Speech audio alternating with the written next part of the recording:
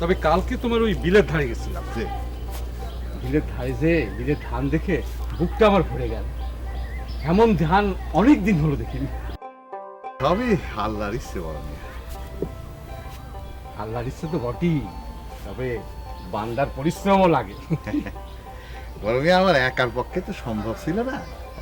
তাই আমার ছেলেটা বড় লক্ষ্মী, এক হাতে 5 জনের কাম করে। তোমার ছেলে তো আর লেখাপড়া করলো না, কৃষি কামটা যদি ঠিক মতন করে তাহলে তোমার আর ভাবতে হবে না, ঠিক মতন সব চলে যাবে। সেটা অবশ্য ঠিকই কয়েছেন। তোমার মাইয়াটাও তো লেখাপড়া করলো না, বড় হয়ে গেছে। তা বিয়ে শাদির কথা ভাবতেছো না? না বড় মিয়া, একটা মাত্র মাইয়া আমার, বিয়ে দিয়ে দিলে এত তাড়াতাড়ি বাড়িটা ফাঁকা হয়ে যাবে না আমার। গাঁও গ্রামের ব্যাপার, ভালো চাল পেলে বিয়ে দিয়ে দেওয়াই ভালো। আর কয়টা দিন যাক, এখনো তো ছেলে মেয়ে যায়নি। বিয়ে দিলে দেখবা সব ঠিক হয়ে যাবে। তা না হয় হবে বড় মিয়া, কিন্তু আমার ভাবতে বড় কষ্ট হয় যে মেয়েটা এত তাড়াতাড়ি পর হয়ে যাবে। কেন, বিয়ে দিলে পর হয় নাকি? আমি আমার মেয়ের বিয়ে দিইনি, সে কি পর হয়ে গেছে? আপনাদের কথা আলাদা, আমরা গরিব মানুষ, কার হাতে যায় পড়বি, কার বাড়ির যায় পড়বি, খবর দিলি সময় মতো আসতে দিবি কিনা, এ সমস্ত ভাবলি বুকের মধ্যে ওর কষ্ট হয়। মেয়ে তুমি দেখছি মেয়েটাকে খুব বেশি ভালোবাসো, এত কথা তো আমরা ভেবে দেখিনি। বড় মিয়া, 10টা না 5টা না, একটা মাত্র মাই আমার।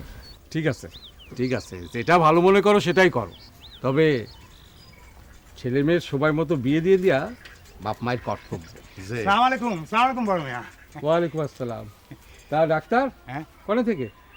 আর কোয়েন না, ওই যে আজার ভাইয়ের একটা মেন্দা ভাইস্তে আছে না, হ্যাঁ, তাকে দেখতে গেছিলাম। কেন, তার আবার কি হলো? জ্বরে পড়িছে। জ্বরজারি আজকাল বাড়ি গেল নাকি? কেরামোল্লা আর তার নাতি, তারও জ্বর, ওদিকে আবার আজার ভাইয়ের ভাস্তেরও জ্বর। আরে ক্যারামুল্লার তার নাতি জ্বর হয়েছে তো ধুলাই খেয়ে। ধুলাই খেয়ে? ও মা, আপনি জানেন না? না। ক্যারামিয়ার তার নাতি গেছিল মেয়ে দেখতে। মেয়ে বাড়ির লোকজন নানান রকম খাবার দিয়েছে, দুজন সাঁটিয়ে খেয়ে এখন কয় মেয়ে পছন্দ হয়নি, আর অমনি ধপা ধপ গণধুলাই শুরু করে দিয়েছে। আর সেই জন্যই ঠিক আছে, এবার বাদ দাও কথা। ওই রজবের জ্বরটা কি জন্য? রজবের মনে কয় ওই বাও বাতাস লাগিছে, মানে উপরির ব্যারাম। উপরি বেড়াম? হ্যাঁ এই, হ্যাঁ, তুমি ডাক্তার না? হ্যাঁ। তো মনে কয় করতেছ কে? ধরতে গেল না? আমার এই দীর্ঘদিনের ডাক্তারি জীবনে মেলা কিছুই ধরতে পারি, কিন্তু এই সওয়ালটার ব্যারামটা একটু অন্য কিসিমের, মানে অদ্ভুত কিসিমের। কিরাম? মানে জ্বর যতটুকু না, তার চেয়ে বেশি ছটফটানি।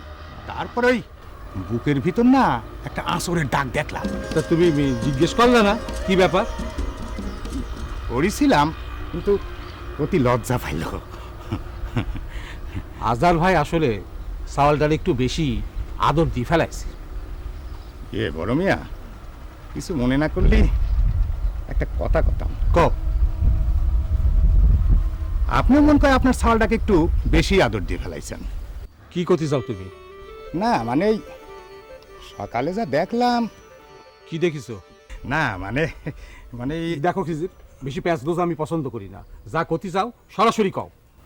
সবার সামনে কি সব কথা কওয়া যায়? রমিজ আমার কাছের লোক, করতে পারো। সেই জন্যই তো অসুবিধে। না, তুমি খুব প্যাঁচের লোক। আমার সাওয়াল সম্পর্কে কি দেখিছো সেটা কও, তা না হলে। এই দেখো, না শুনতেই আপনি রেগে যাচ্ছেন, আর শুনলি তো মনে কয় মাথায় আগুন চড়ে যাবেনি, আর তা না হলে আপনি মাটির নিচে সেইতে যাবেন। খিজির, ইলটিস পিলটিস ইলটিস ফিলটিস মানে এই ঢলাঢলি আর কি। খবরদার, আমার ছেলের সম্পর্কে বাজে কথা বললি তোমার জিপ আমি টেনিস ছিঁড়ে ফেলে দেবো। নিজের চোখে দেখেছি বড় মেয়ে। কার সাথে? তফাৎ চলেন করছি না, এখানেই করতে হবে। ওই রমিজের মেয়ের সাথে, আপনার বাগানের পাশে রাস্তার ধারে। অসম্ভব!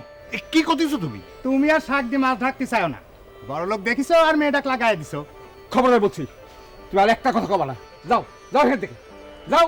ঠিক আছে ঠিক আছে, যাচ্ছি যাচ্ছি, কিন্তু নিজের চোখকে তো আর অবিশ্বাস করতে পারি না। তবে এসব যদি আপনারা বন্ধ না করেন গ্রামে, তাহলে কিন্তু এই সাঁকোয়া গ্রামে আর ধর্মকর্ম কিছু থাকবি না কয়ে দিলাম। তুমি যাবা? যাচ্ছি যাচ্ছি, আসি। আসসালামু আলাইকুম।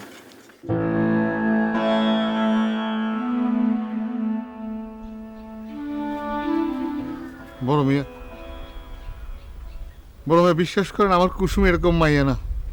বিশ্বাস অবিশ্বাসের কথা হতেছে না, মানুষের মুখে ঠেহাবা কেমন করে? আর ওই খিজির ডাক্তার একটা হারে হারামজাদা লোক, ফুলাই ফাঁপাই কথাটারে 10 গ্রামে রাষ্ট্র করতে তার এতটুকু বাদ দিলা না।